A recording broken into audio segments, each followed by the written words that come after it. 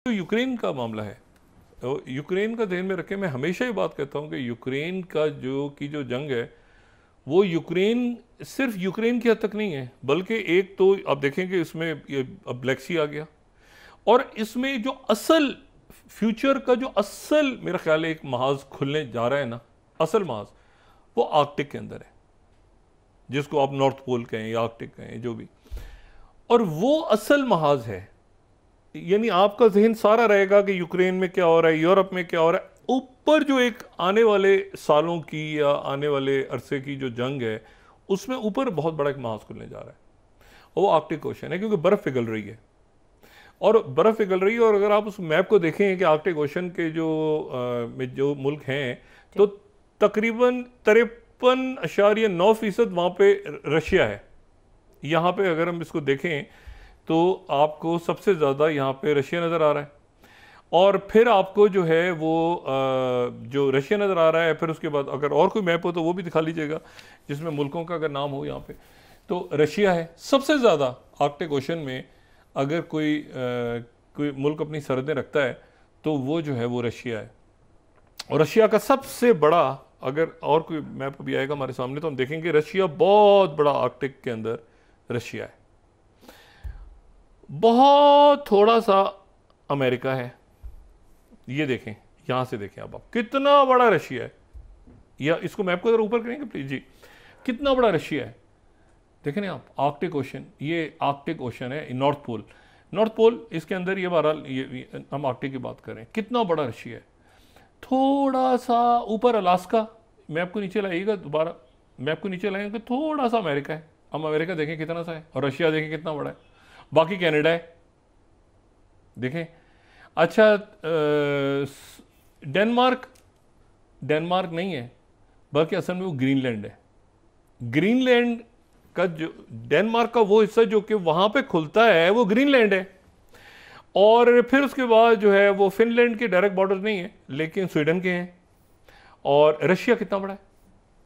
अच्छा, तो अब ये ग्रीनलैंड जो है, ये ग्रीनलैंड की इंपॉर्टेंस है कि ग्रीनलैंड जो है, अगर आप ग्रीनलैंड अमेरिका के बाद चला जाए तो अमेरिका दो मुल्कों का जिक्र कर रहा है, एक ये कि कनाडा हमारी स्टेट बनेगा, और दूसरा वो कह रहा है कि जो है वो ग्रीनलैंड हमारी स्टेट बनेगा। क्यों? इसलिए खेल जो है वो है आर्कटिक का, कि आर्कटिक ओशन में एक तरफ रशिया है इतना बड़ा, और एक तरफ जो छोटा सा अमेरिका का अलास्का, और कनाडा जो है वो डायरेक्ट यहाँ पे अगर हम ये देखें ना, तो ये नॉर्थ वेस्ट पैसेज, अब बर्फ पिघल रही है तेजी के साथ, और यहाँ पे जो है वो आइस ब्रेकर्स अब बहुत तेजी के साथ, चाइना ने अच्छा चाइना के बॉर्डर नहीं है लेकिन चाइना यहाँ पे मौजूद है। चाइना ने जो है बाकायदा जो येलो रिवर स्टेशन चाइना अपना बना चुका है ऑलरेडी नॉर्वे के अंदर, और अमेरिका का ग्रीनलैंड के साथ एक एग्रीमेंट है कि डेनमार्क के साथ ग्रीनलैंड के अंदर अमेरिकन बेस भी है, लेकिन अमेरिका बहुत थोड़ा है। अमेरिका कनाडा भी अगर ले जाता है, फर्ज करें कनाडा अमेरिका के साथ चला गया मुकम्मल, कनाडा और चाइना ने डायरेक्ट ट्रेड शुरू कर दी थी इस अरसे में, पिछले कुछ सालों में, इसीलिए कनाडा पे गुस्सा है। ये दुनिया का सबसे डायरेक्ट डायलिंग है, अमेरिका और चाइना और यूरोप के दरमियान ये डायरेक्ट डायलिंग है, ये इतना इंपॉर्टेंट है। और दूसरा मैंने आपसे कहा ना, ये और फर्ज करें ग्रीनलैंड को भी ले जाते हैं और कनाडा को भी, दो मुल्क क्यों याद आ रहे हैं? इसलिए याद आ रहे हैं ना कि ये आर्कटिक का खेल है।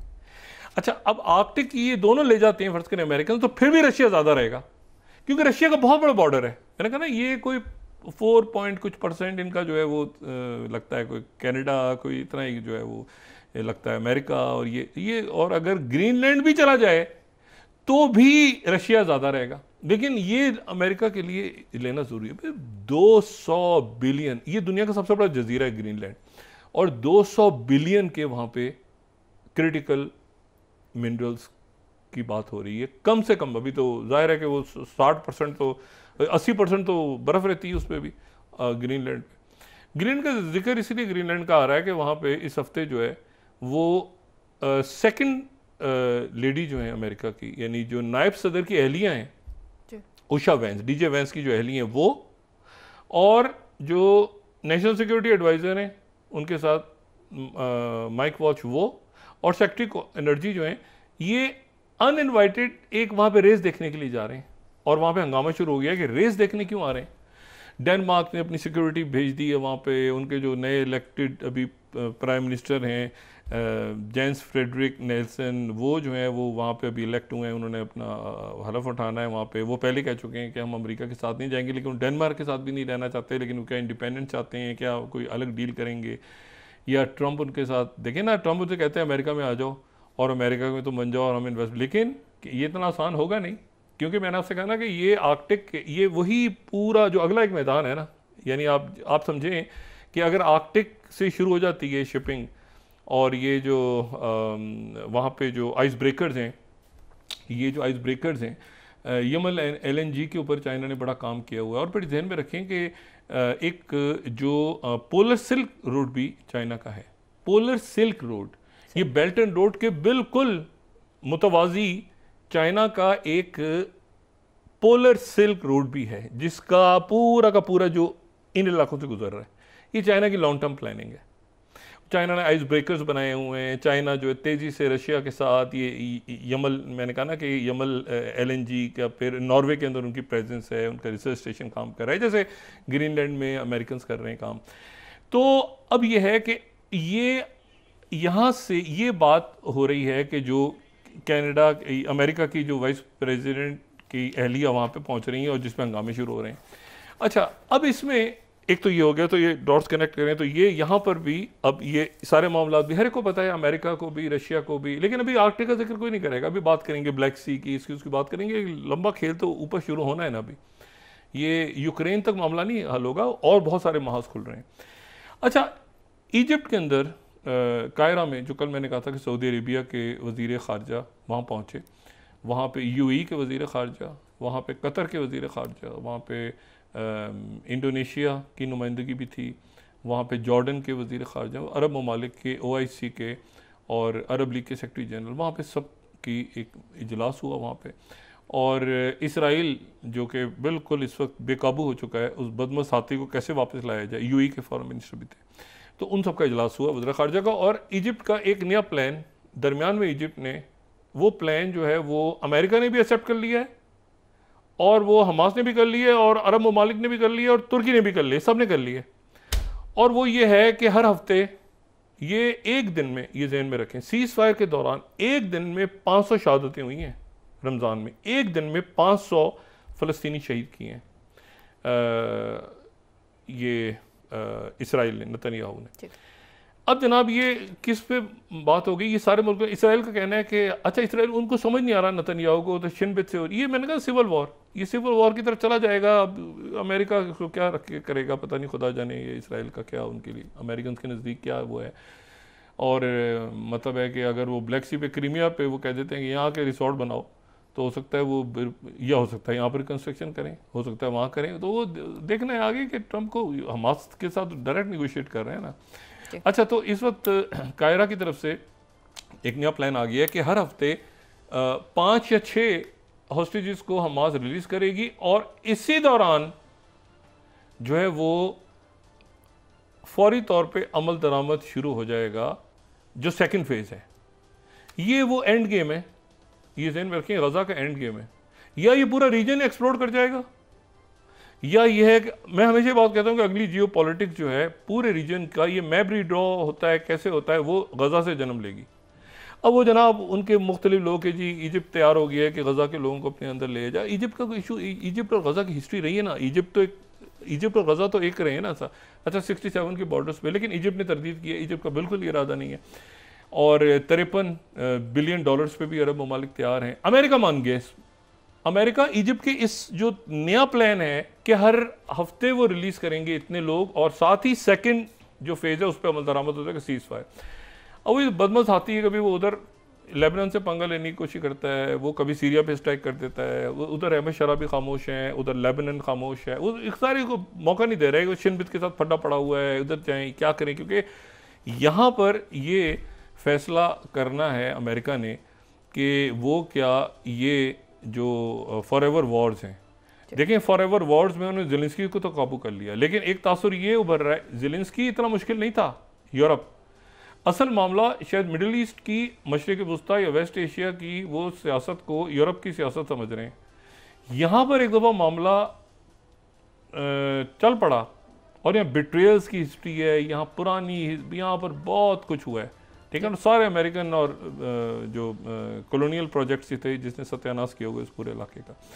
तो ये एक ऐसा मामला इस वक्त जो है वो हमास ने कहा है कि हम भी अलग होते हैं, फ़लस्तीनी अथॉरिटी को आप दें, आप अरसर नौ वहाँ पे टेक्नोक्रेट्स लेकर आएँ, जो भी करें हम, लेकिन वो 500 एक दिन में शहीद किए उन्होंने।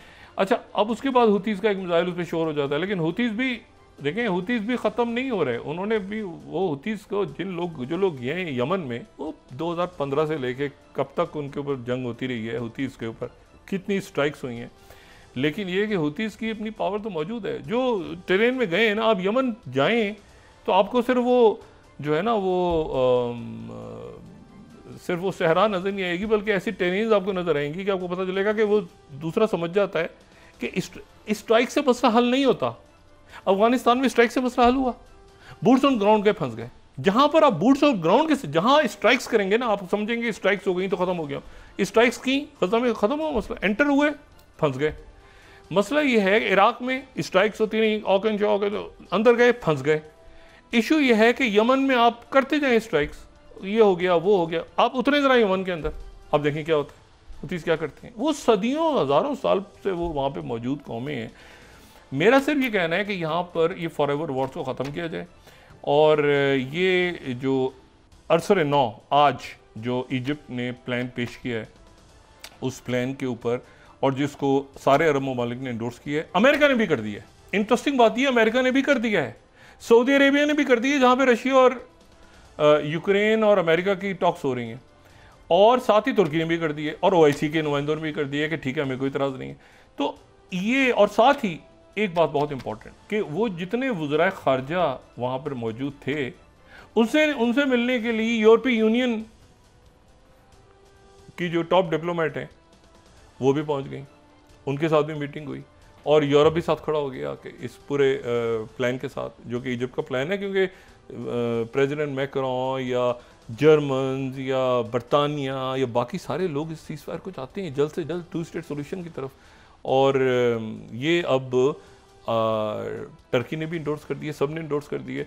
वहाँ जो मीटिंग होने जा रही है टर्किश फॉरेन मिनिस्टर की, उसमें जो एजेंडे में गज़ा भी है, गज़ा को भी रखा हुआ है उन्होंने। ये सिर्फ F-35 के ऊपर ही नहीं हो रहा, बल्कि वो F-35 या उसमें गज़ा बड़ा इंपॉर्टेंट है, रीजन बड़ा इंपॉर्टेंट है। और दूसरी बात ये है कि सारे मुल्क की जो कुछ हो रहा है ना, जितने मुल्क के साथ आपको अमेरिका के इत्तेहादी नज़र आ रहे हैं ना, सारे मुल्क बहुत अमेरिका के क्लोज हैं। ये साथ साथ वो उन्होंने वो अपना एक होता है ना, एक पेपर नीचे से निकाल लिया ब्रिक्स, कि भाई आगे जाके अगर ये हुआ है यूरोप के साथ, तो ये ब्रिक्स की जो मेंबरशिप है, इंडोनेशिया चला गया ना, थाईलैंड और चाइना साउथ चाइना सी में उनकी फौजी मशकें शुरू हो रही हैं। थाईलैंड और चाइना की अगले हफ्ते से शुरू हो रही हैं, या अगले 2-3 दिन में साउथ चाइना सी के अंदर फौजी मशकें। तो इंडोनेशिया चला गया, बाकायदा मेंबर बन गया, 10 मुल्क तो हो गए। तो बाकी जो मुल्क हैं वो सारे पैरेलल देख रहे हैं कि भाई ये ब्रिक्स में जाने में कोई ऐसा सच इशू नहीं है, ठीक है ना, और पाबंदियां लगाना, ये लगाना, वो लगाना, लेकिन एक प्लान बी को तैयार रखें। और SCO आगे एक बहुत बड़ी पावर। तो ये अब प्रेसिडेंट ट्रम्प अगर ये करवा देते हैं ना, ये वॉर ख़त्म करवाते हैं यूक्रेन वाली, तो ये रशिया और चाइना और अमेरिका के में दोस्ती नहीं हो जाएगी। आर्कटिक है अभी, वो ग्रीनलैंड इसीलिए जा रहे हैं ना बार बार। तो इशू ये है सारा, लेकिन पहले ये जंगबंदी करवाना ज़रूरी है, और जंगबंदी का एक मुतबादिल प्लान आज पेश हो गया, अमेरिका ने अप्रूव कर दिया है। इसराइल का भी आखिरी आ रहा था कि हमें मिला नहीं है, उनको भी मिल गया, वो भी मानेंगे। और देखते हैं कि ये फॉरएवर वॉर्स किस तरह ख़त्म होती है।